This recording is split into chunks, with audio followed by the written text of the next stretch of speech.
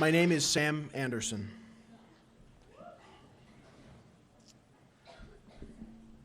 It's the middle of the night, but the sky glows a creepy orange like every jack-o'-lantern ever is pointed right at the stars, and there's smoke everywhere.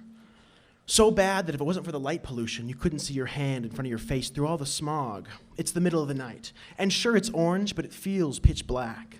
Like that time of night when no matter how bright it is, you could still fall asleep because you're so tired. It's that kind of middle of the night. And I'm on the roof with my toes hanging off the edge, and I'm looking down at all the laughing pumpkins we call streetlights, and there are little ant people who don't know I'm up here because it's the middle of the night and there's pollution, so no stars, remember? And no one looks up at the rich, orange, pitch black sky when there are no stars, but I'm up here, and I'm waiting because I'm Batman. Do you remember when you were 7 and you were also Batman? When we could save the princess and the foreign ambassador and defuse the bomb all before a bath. We could solve the murder and save the orphan fortune between a brushing of teeth and a bedtime story. We could do anything because we were Batman.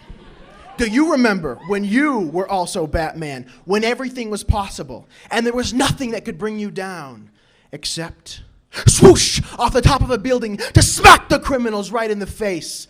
And boom, give them a good old bat punch right to their faces. And pow, nothing would get in your way, except for those thugs who try and stop you. But you'd take them down, whap, but not take them out because you're Batman and you're going to be a hero and you're not want to hurt anybody. And you're the hero and also Batman. Do you remember when the youth in Asia were just the pen pals you were actually going to visit one day in Shanghai, and not another name for killing people? Do you remember when you could slay those monsters under the bed with a flick of the light switch, and the skeletons in your closet were all imaginary? When rent was a clean room, and lost Legos felt like lost love, and the end of the school year was like the end of the world? When peanut butter and strawberry preserves were all you cared about at lunchtime, and not draining the swamp and the Federal Reserves? When astronauts and presidents and Supermans were all we wanted to be? Do you remember when you were 7 and also Superman? You could breathe ice and look lasers, but all you'd want to do is write well-written, fact-checked news articles and fly around the city saving people from burning buildings, or catch a falling star and send it right back into orbit, or drink the whole ocean just to save that puppy.